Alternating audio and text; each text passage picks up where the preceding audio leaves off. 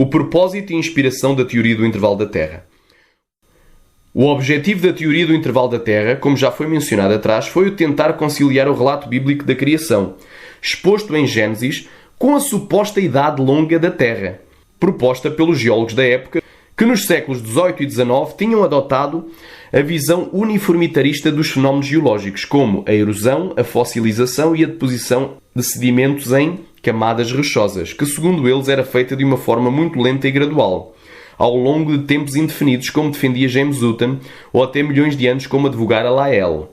O uniformitarista Hutton e o catastrofista Cuvier foram, sem sombra de dúvida, as grandes influências de Thomas Chalmers e as suas fontes de inspiração para a elaboração da sua teoria do intervalo da Terra em 1814. Ora, o uniformitarismo advoga que os acontecimentos do passado são resultado de forças da natureza idênticas às que se observam hoje em dia, o que é chamado de atualismo geológico. E ainda que os acontecimentos geológicos são resultados de processos lentos e graduais na natureza, ao que entendemos por gradualismo. Assim, James Hutton concluiu que o presente é a chave do passado. Para os uniformitaristas, tudo em geologia decorria muito lentamente, uniformemente e sem catástrofes. Vejamos agora o que nos diz a palavra de Deus acerca do uniformitarismo e seus advogados. Em 2 Pedro, capítulo 3, versículo 3, nos diz: sabendo primeiramente isto, que nos últimos dias virão escarnecedores, andando segundo as suas próprias concupiscências. Versículo 4. E dizendo, onde está a promessa da sua vinda? Porque desde que os pais dormiram, todas as coisas permanecem, como desde o princípio da criação. Versículo 5. Eles voluntariamente ignoram isto, que, pela palavra de Deus, já desde a antiguidade existiram os céus, e a terra, que foi tirada da água, e no meio da água subsiste. E no versículo 6, pelas quais coisas pereceu o mundo então coberto com as águas do dilúvio. Os escarnecedores do versículo 3 são aqueles que hoje defendem a teoria de um dilúvio local e negam a evidência do dilúvio universal relatado no versículo 6. O versículo 4 é a caricatura exata do uniformitarismo, que diz que todas as coisas permanecem como desde o princípio da criação. Já o uniformitarismo diz que o presente é a chave do passado, mas na realidade o dilúvio universal de Noé é que é a real chave para o presente.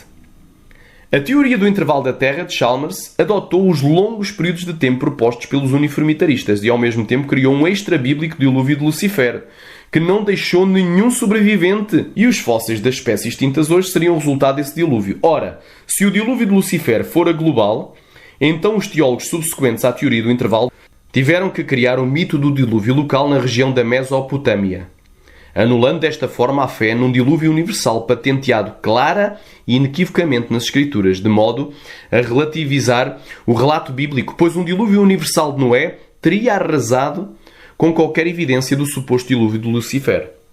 James Hutton, que nascera em 1726 e morrera em 1797, é tido como o pai do uniformitarismo, e em 1795 escreveu a Teoria da Terra, dizendo que a Terra era muito mais velha que 6.000 anos de idade. Por sua vez, Georges Cuvier, nascido em 1768 e falecido em 1832, o famoso anatomista comparativo e paleontólogo de vertebrados francês, desenvolveu a sua teoria catastrofista da história da Terra. Ela foi expressa mais claramente em seu livro Discurso sobre as Revoluções na Superfície do Globo, de 1812. Cuvier acreditava que, através do curso de longas e incontáveis eras da história da Terra, muitos dilúvios catastróficos de extensões regionais ou quase globais destruíram e enterraram criaturas em sedimentos.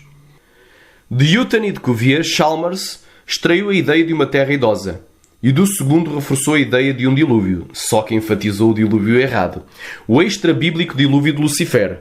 A Bíblia diz claramente em Salmo 42, versículo 7, parte A: um abismo chama outro abismo. O primeiro abismo, chamado Teoria do Intervalo da Terra, anulou a fé nas genealogias cronológicas de Gênesis capítulo 5 e capítulo 11, as quais nos dão uma terra de somente 6.000 anos de idade. Por sua vez, este abismo levou a outro abismo chamado Teoria do Dilúvio Local, que veio relativizar o relato global de Gênesis, que claramente afirma que expirou toda a carne dos que não entraram na Arca de Noé. A teoria do dilúvio local somente fora criada por causa da teoria do intervalo, pois a teoria do intervalo advogara que Deus destruíra a primeira criação com o dilúvio universal de Lucifer. o que supostamente fez com que a Terra se tornasse sem forma e vazia. Ora, se o dilúvio de Lucifer for universal, então teria que se criar uma teoria que minimizasse os efeitos universais do dilúvio de Noé. Mas a Bíblia é bastante enfática ao afirmar o seguinte, em Gênesis capítulo 7, do versículo 19 a 23, que diz: E as águas prevaleceram excessivamente sobre a terra, e todos os altos montes que havia debaixo de todo o céu foram cobertos. 15 côvados acima prevaleceram as águas, e os montes foram cobertos. E expirou toda a carne que se movia sobre a terra, tanto de ave, como de gado, e de feras, e de todo o réptil que se arrasta sobre a terra, e de todo o homem. Tudo o que tinha fôlego de espírito de vida em suas narinas, tudo o que havia em terra seca morreu.